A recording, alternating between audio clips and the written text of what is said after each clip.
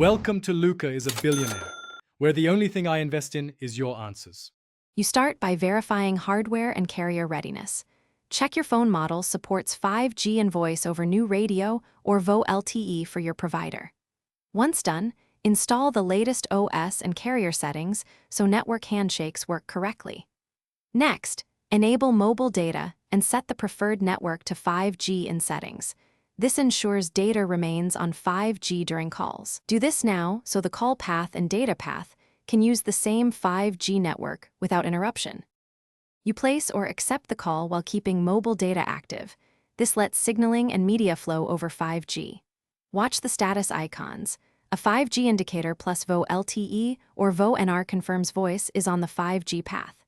If you need higher call quality, choose Wi-Fi calling only if 5G is weak. Otherwise, keep 5G. Also make sure to close heavy background apps so bandwidth and processor cycles prioritize the voice stream, which reduces compression and latency. You end the call and confirm your phone reconnects to 5G for data-only sessions. This verifies the network switches cleanly. If a call drops or you lose 5G afterward, toggle airplane mode briefly or reset network settings to force new registration. This often clears IMS or SIM profile glitches.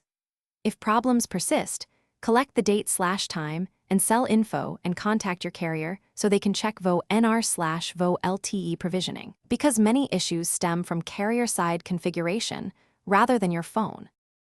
Thanks for watching and please subscribe. It's the best investment you'll ever make.